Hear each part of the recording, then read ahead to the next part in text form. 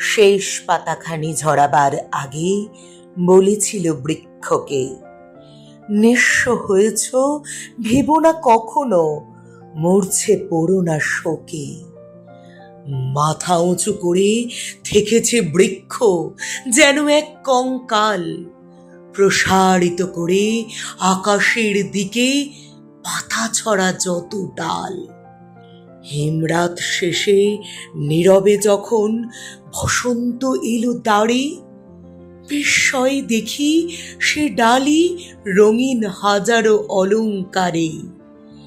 নিচে বিবর্ণ ঝরা পাতাগুলো ওরাই দিয়েছে সব, প্রিয় অরণ্যে রেখে গেছে এই বসন্ত উৎসব।